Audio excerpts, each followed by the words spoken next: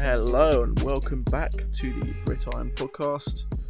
We're following on the trend from the last few days, and we're going through, I believe it's the 28th team on our ranking today. I'll also give them a little preview as well. And that team is the Jacksonville Jaguars. A very interesting team, and again, a lot of points to talk about here. So I'm intrigued to see what Matt and Sam have to say as they join us today, as they always do. So I guess I'll kick it off with my first point that I'd like to talk about, and that is Gardner Minshew. Obviously, last year we had Minshew Mania. He really did set the NFL world alight in many ways. But is he the long-term option in Jacksonville? I think he's got a good shot at it. I think this year it's his to lose. I think we're talking about him quite early on in this. I think we could have been talking about him earlier. And I think if he doesn't perform, there's quarterback talent there and they're going to be in a spot to grab it. But I think he's got a shot at this. I think he's not got a lot to lose. There's not a ton of expectation on this team in that regard.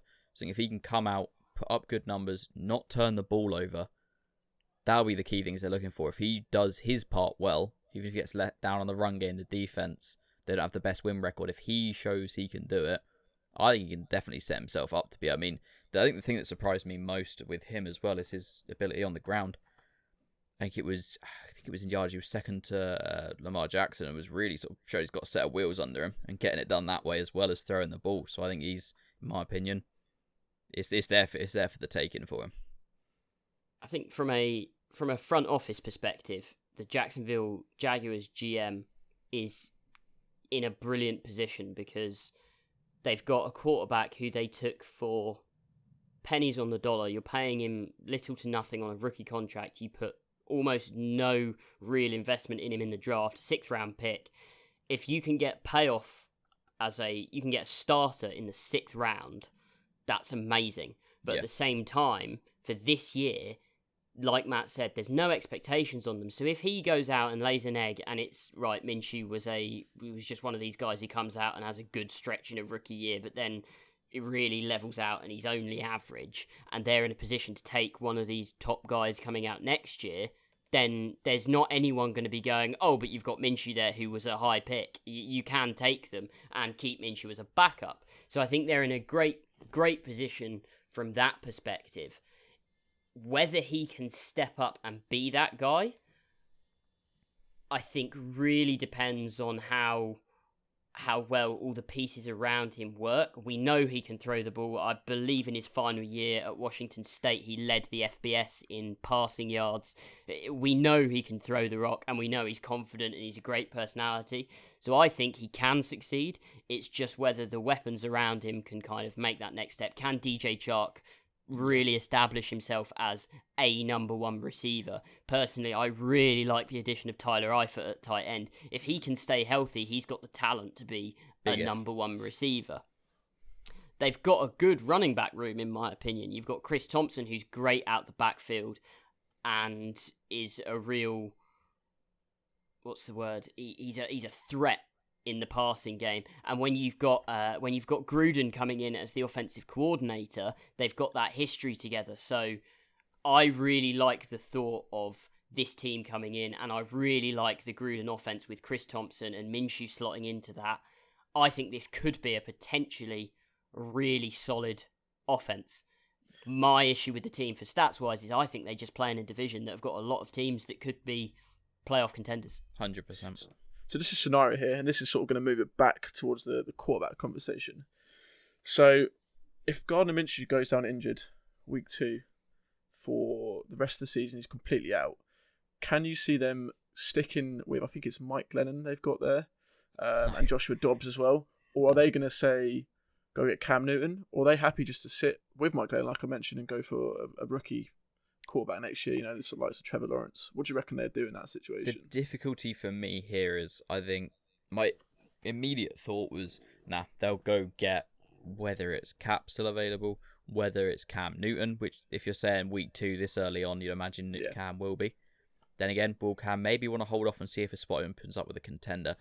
The issue for me is behind the scenes, you've got still a lot of dead cap off Nick Foles, where they've traded him. And although, you could bring a guy in just on a 1 year to get you to the end of the season and you draft someone, at this point, they're not a contender. They're not trying to, well, obviously they're trying to be there in January, but they're ways off. So I think, is it worth even spending the money and doing that, or do you just play Dobbs and Glennon, go through and almost think, well, we'll get maybe even a slightly better pick now, and maybe you just think, right, tank for Trevor Lawrence or whoever, and just sort of, there's nothing they're massively playing for this year, I don't think, anyway. You see, I think they're closer to being a contender than you give them credit for here. And to be honest, than even I'm giving them credit for in my rankings. I've got them going 5-11. And that is mainly off of the back of the fact that I think that the Colts and the Texans are going to be very good teams, and that the Titans are going to be a very solid team.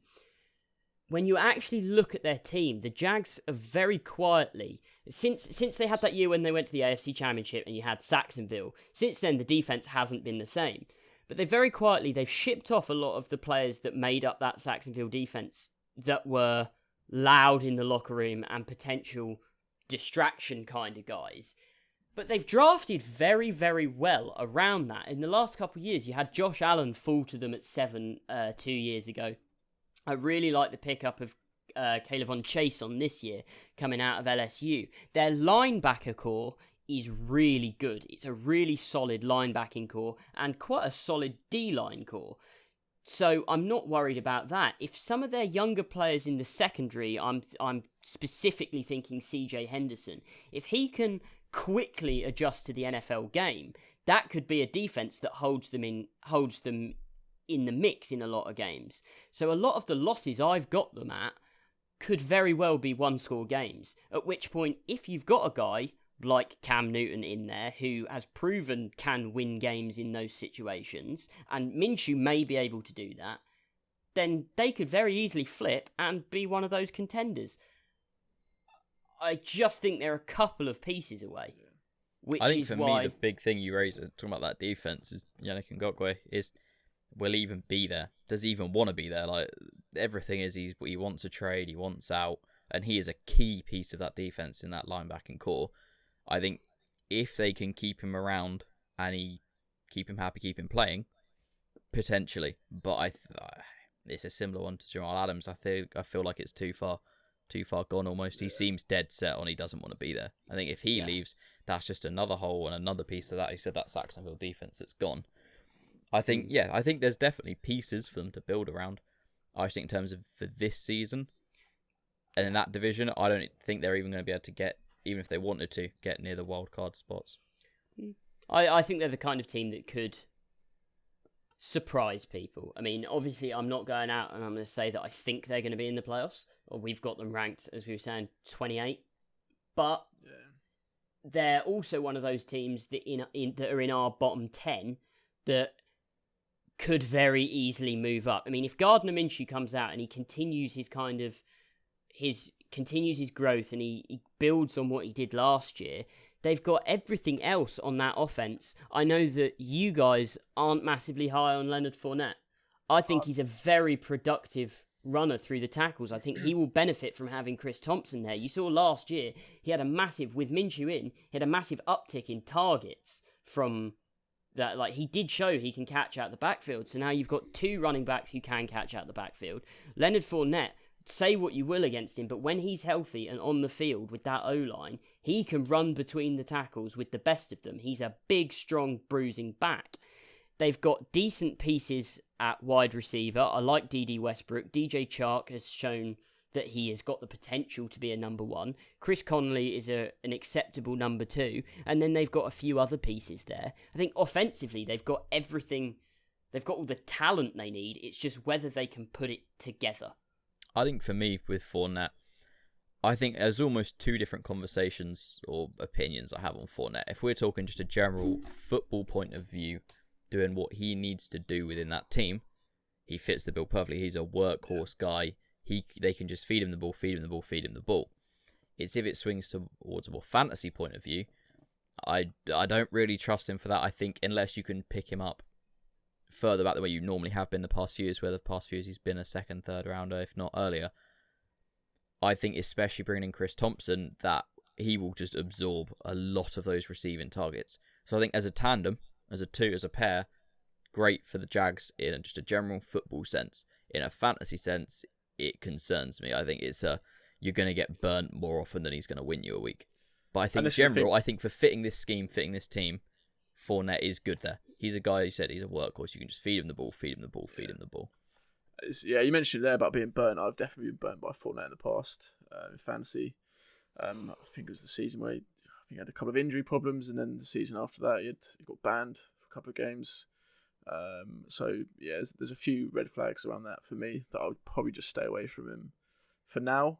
But yeah, like you say, in this team, ignoring the fantasy side of things, I think he can do the job. But sticking on the fantasy front, any other players we are potentially looking at? I think we briefly sort of mentioned him. His name's come up quite a few times with DJ Chark. I think he can really take the step this year and assert himself as a genuine just name in fantasy football. Not talking about nothing ridiculous. He's not going to be a guy you're looking at him with the best of the wide receivers, that upper echelon of like sort of Michael Thomas and players like that. But he's going to be a reliable guy that if you go running back, and then maybe sort of third, fourth, fifth, any time there, take him as your kind of staple, just to staple that wide receiver core for you around. I don't see any problem with that. I think he should be reliable, especially as well as long as Minshew isn't a flash in the pan last year and can provide him with what he needs. I'm very high on DJ Chark for this season. DJ Chark for me kind of slots into that position similar to Terry McLaurin, who they've had a good rookie year, or not? They've had good rookie years. I think, is this DJ Chark's third year or second year? Yeah, going to his third year. So he's going into his third year. He's flashed. He's shown that he can do it. It's going to be very much him and Minshew on the same page, because when Minshew was playing at his best, it looked like DJ Chark was like his go-to guy. Yeah, which target monster. In those situations, love it. I want him on my team. It's just there are still some questions. Is that going to be? Are they going to turn into the next kind of Drew Brees, Michael Thomas, where it's just bang, bang, bang, targets all the time? Or was it a 6-7 game great stretch that isn't going to be repeatable? So I'll be really interested to see that. The only other player on this team that I really quite like is, from a tight end perspective, I really, really like Tyler Eifert. He's a very health guy. Since he's been in the league, he's been questionable. He's almost every season he's played, he's had some form of horrible injury. I mean, I think it was 2 years ago he had that horrible ankle injury, but he came back, and every time he's fought back from it, and when he's been on the field, he's been one of the better tight ends in the league. It's just he's barely been on the field. So as a late round guy, or a streamable guy, if he's up there, if I need someone to plug and play for a week, I'm more than happy to stick him in, and he's big touchdown upside guy. Yeah, I think for me, he's not a guy you draft. He's a guy you stream, work off your waiver wire. I think if you do draft him, he'll be very late on, and it's very high risk, hoping for a solid reward. Like, he's not going to be I don't think he'll be a top 6 or 7 tight end on the year, just because he won't stay healthy. I think he's going to miss games, realistically, unless he somehow turns it around and just doesn't get hit. I think, just looking at it statistically, he's going to miss games. But as I said, when he's healthy, he's up there. He's up there in talent. Yeah. He's the kind of guy I'd probably stick him in my roster 1 or 2 weeks a year, dependent on bye weeks and if he's playing. But if he's healthy and the Jags have got a good matchup, could be a great bit of value. Yeah, then I want to stick him in because he's a monster in the red zone. I think one thing that's going to be interesting with him and Chris Thompson, some of the new players coming into that offense with the limited offseason, they've got less time to get on the same page as Minshew. So I think that's why, as you said, players like DJ Chark, potentially even D.D. Westbrook as another streaming flex option. Those two guys who have played with him last year are up there for me. But I think in terms of who you're going to draft in this offense, it's DJ Chark, maybe Fournette if you can get him later on in the draft. If you're looking around 6-7 and you want some depth at running back, you can take a chance on him there, but don't be shocked if you do get burnt. And I think outside of that, you're streaming the rest of them off the waiver wire. Yeah, I'll be really interested to see just how this Jay Gruden offense fares. Like in the past, Jay Gruden has, when he has been just an offensive coordinator, he has run some very good offenses in Washington, etc. And I think it should be, for me, that is a massive upgrade from John DeFilippo, who was the OC last year. So you could see just the offense as a whole, you could see an uptick in fantasy value from everyone just by having a better offensive coordinator. But again, that's something that remains to be seen. We'll see over the first couple of weeks of the season, I'm sure. Yep, it's definitely one that we're going to have to see how it develops, and I'm excited to see if Minshew mania can continue into another year. Got him in Dynasty, so I hope so. that was a good old time last year. Enjoyed that. But yeah, I believe that is all we've got time for, unless you boys have any more points to raise. I'm good at the moment, I think. Covered it all for that one. Well, there we go. All we have to say today on Jacksonville. So, as I mentioned earlier, be sure to check us out on YouTube, like, comment, and subscribe, and also head over to Instagram and check out what we've got posting on the Brit Iron. That is our handle. So the same for Twitter as well, actually. We've also got a listener league starting up as well. So we'd like you guys to get involved in that and see where you draft players and see what you take for net. But that's all we've got time for today. So thanks for listening, and we'll see you soon. Bye.